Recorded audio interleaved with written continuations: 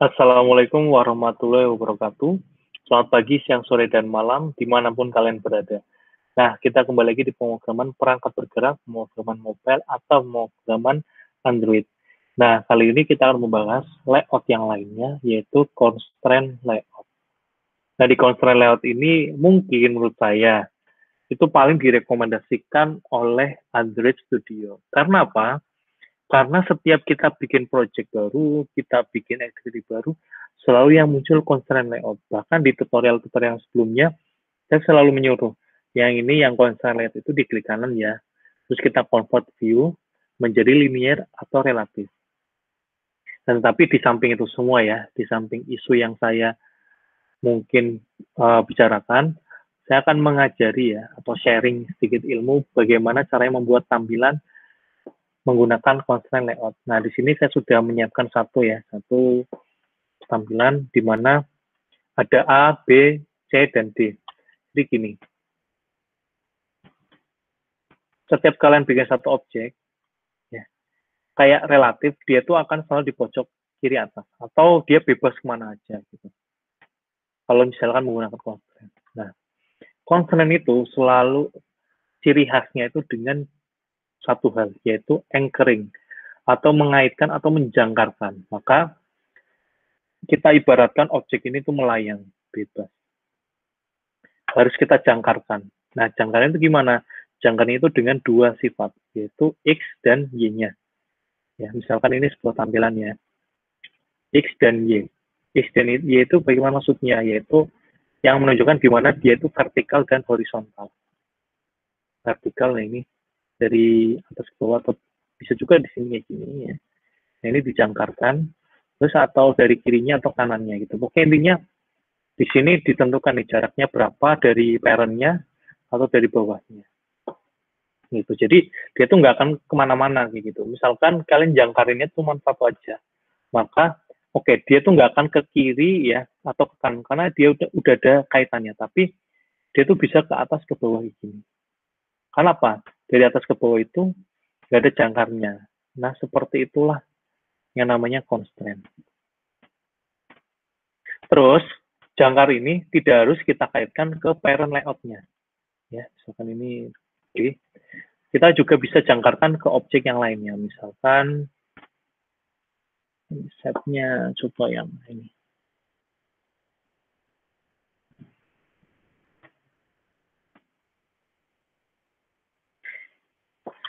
Duh, maaf ya, ini harusnya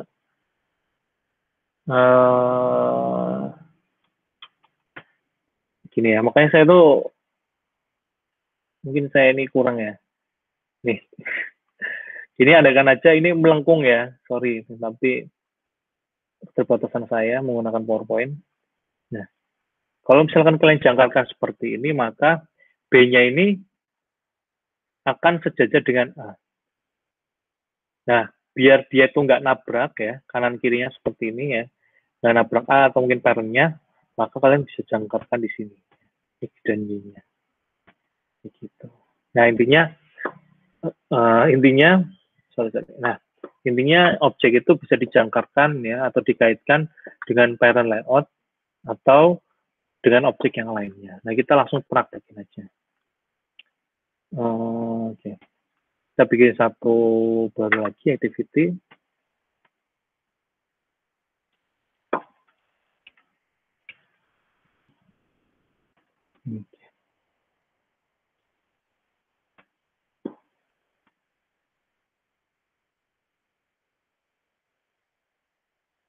Oke, udah ya. Cukup cepat. Oke, kita close semua aja. Nah, ini langsung constraint layout. Nah, misalkan nih, kalian nyoba bikin button di sini. Oke, mungkin letaknya di sini. Coba kita run ya. Ini kebetulan saya udah mengkoneksikan dengan yang menurut saya. Nah, kita coba run. Nanti kalau misalnya di run ya, dia itu langsung ke pojok kiri atas. Karena apa? Dia nggak dijangkatkan. Baik yang vertikal maupun yang horizontalnya. Gitu. Karena sesuai dengan hukum yang ini, ya, mana berarti? Yang ini, dia itu harus dijangkarkan gitu. Biar dia itu nggak kemana-mana. Gitu. Ya, mungkin agak lama. Dan ini ada tanda serunya nih. takutnya malah error gitu ya. Nah ini, dia ada keterangannya nih. Jadi dia itu kayak apa namanya koordinat juga gitu. Makanya di sini ada tulisan 0,0 gitu. Nah ini, the view is not constant, it only has this time position, so it will jump to 0,0 ya, atau di pojok kiri atas gitu. Makanya kita tuh sebaiknya malah harusnya itu kasih jangkar gitu. Oke. Sudah selesai. Nah, ini saya pakai tampilan ini ya. Oke. Oke, ini jadi tampilannya ini ya. Yang kita bikin linear sebelumnya. Oke, kita bikin yang main-nya itu mana?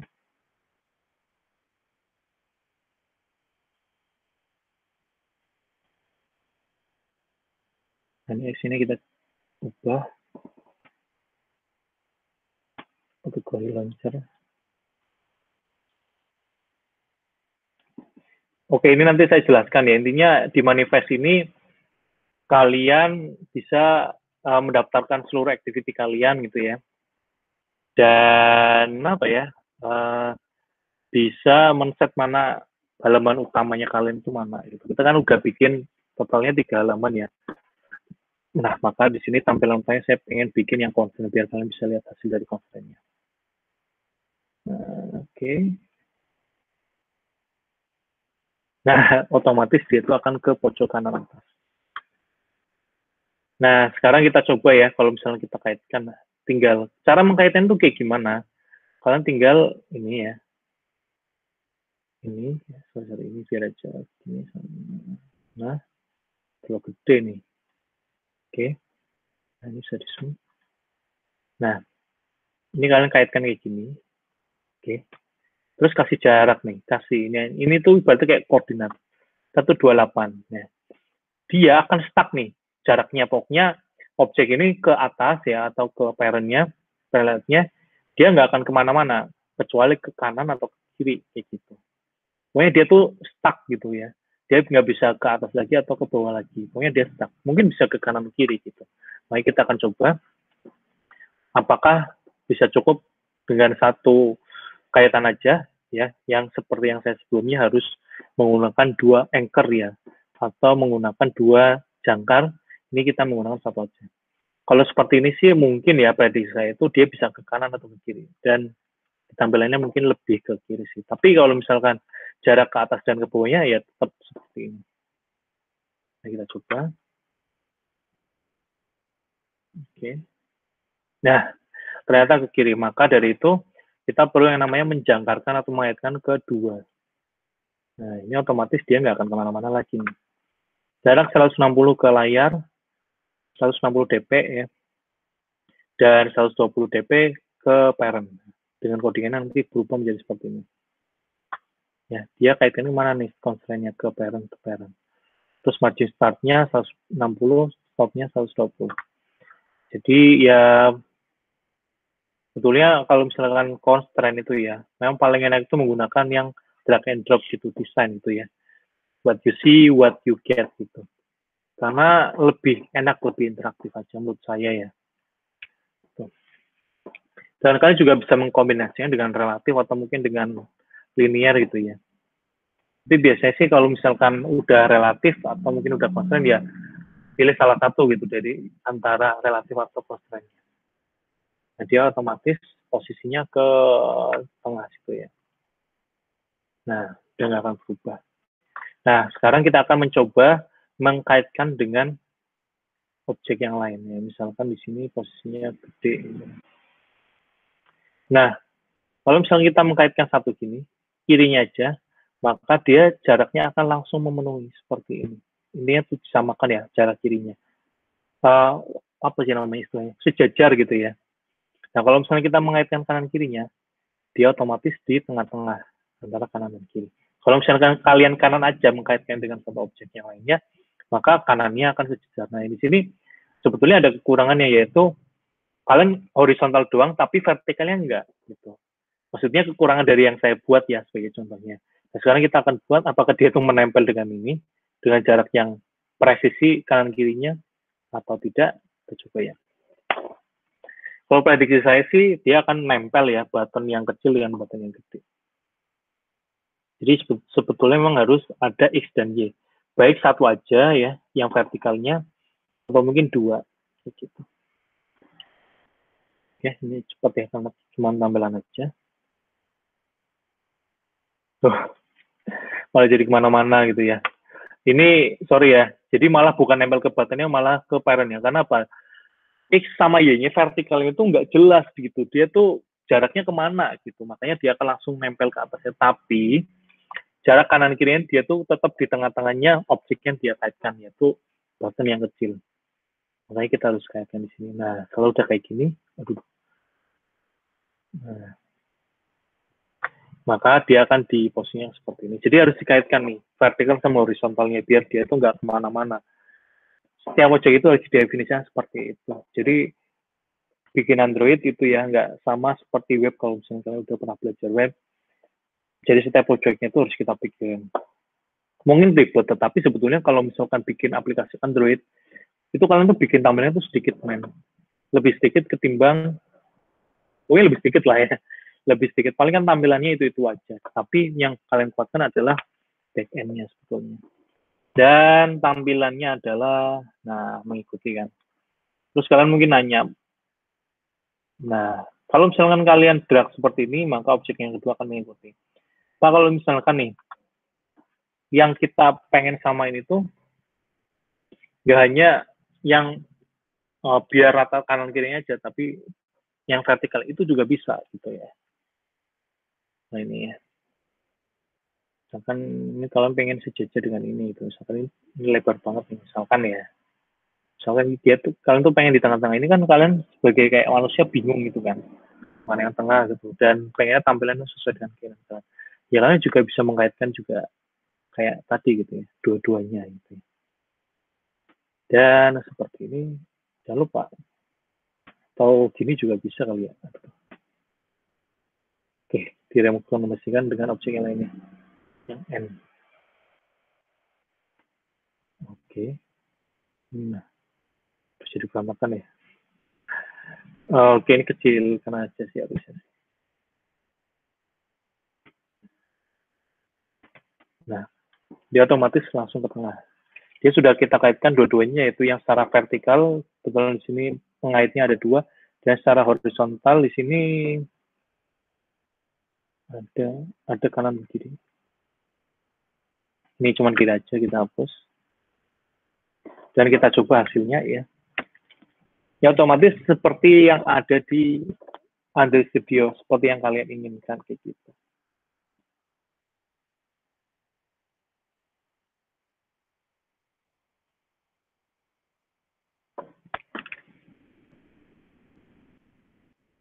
Nah, ya, dia posisinya di sini gitu ya. Oke. Kenapa ini nempel ini di sini enggak ya? Karena sebetulnya ini sebenarnya ada kaitannya sih, ada ya. Oh ada. Oke. Mungkin ukuran layarnya berbeda gitu ya dengan yang kita buat di sini kan kita bikinnya untuk HP dengan ukuran yang nah ini segini. Mungkin di sini tuh terlalu kecil jadinya disesuaikan. Begitu. Dan segitu aja ya. Mudah-mudahan cukup paham untuk konsep layoutnya. Dan oh ya, mungkin saya akan mencoba ya contoh yang lainnya. Itu pengen nambahin misalkan pengen bikin form gitu ya. Ini ada form ya, ada gambar gitu ya. Kita gini aja dulu. Nah, kalau udah terbiasa tuh enak gitu. Nah, misalkan ini di sini. Nah, sebetulnya misalkan ditanyain Bapak itu lebih senang pakai apa nih? Constraint, relatif atau linear gitu. Saya sih fleksibel sih. Fleksibel gitu ya, sesuai dengan kebutuhan.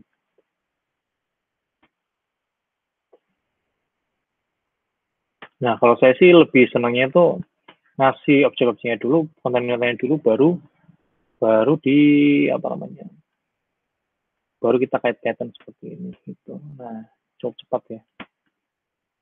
Ya. Misalkan tampilnya bukan name semua ya isiannya ya.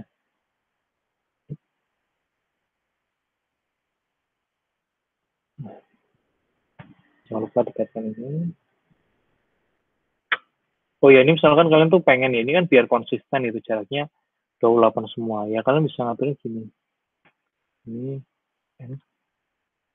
Ini tuh maksudnya di kanannya, satu tuh di kirinya.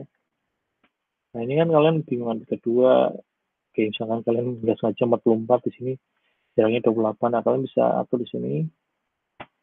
Nah ini jadinya, nah ini ada kayak apa sih namanya skalanya gitu ya. Yang ketika dari sini manual, nggak bisa. Ini kalian pengen buttonnya kecil aja mungkin. Atau pengen buttonnya 2, ya nggak apa-apa. Langsung aja kayak gini. Misalkan, jadi nggak harus ini juga sih. Kayak gini juga bisa gitu ya. Bottomnya dong. Ini biar sama. Kasih lainnya dulu. Nah, ini ya. Yang maksudnya kirim gitu ya. Dan ini itu reset gitu. Mana sini nih? Kirim. Reset. Nah, kita coba, kita start ya. Ya, kalian cukup cepat sih kalau misalkan emang buat ngoding gitu ya. Cuman ada beberapa kebutuhan yang mungkin kalian tuh butuh menggunakan relatif atau menggunakan linier gitu. Kalau saya sih fleksibel gitu ya, misalkan agak susah gitu ya. Cuman kadang kalau misalkan kalian latihan lebih banyak itu kalian udah tahu oh ini pakai linier, ini pakai horizontal, ini pakai constraint, ini pakai relatif gitu. Otomatis kayak gitu sendiri sih. Jadi sini aja buat latihan itu. Nah, ini nggak ada gambar ya. Jadinya nggak ada. Oh ya ini, nah ini seperti yang saya sebutkan bahwa ini nggak terlalu di tengah mungkin ya. Oke, ini kita bikin tengah. Karena dia itu posisinya, ukurannya itu kayak gini. Kalau kalian pengen di tengah ya mungkin bisa dikaitkan gini. 0, 0, oke. Dan kita coba lagi. Jadi ukuran layar itu juga berpengaruh ya. Harusnya lebih fleksibel kayak gitu.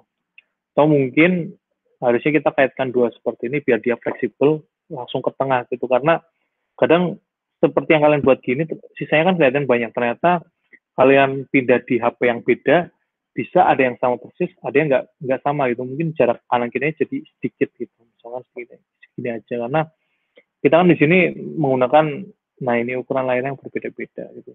Bisa buat tablet juga, bisa buat TV, bahkan bisa buat TV nih. Otomotif ya, atau yang lain-lain. Nah ini ya. Nah langsung dia rata kanan kiri karena kita udah set nih satu objeknya ini kanan kiri. Nah Pak, kenapa yang lain tuh langsung rata kanan kiri Pak? Kan kita setnya cuma gambar karena dia tuh mengikuti ya, mengikuti. Kita udah ngeset ini bakal ngikuti gambar, ini bakal ngikutin yang atas. Jadi satu objek itu mengikuti dengan yang lainnya. Makanya dia bakal mengikuti kalau misalnya satu kunci objeknya itu kita pindahkan atau kita manipulasi sedemikian rupa. Seperti itu ya tentang konsepnya, dan ini konsepnya, dan ini pembelajarannya mudah-mudahan cukup jelas dan cukup bisa dipahami.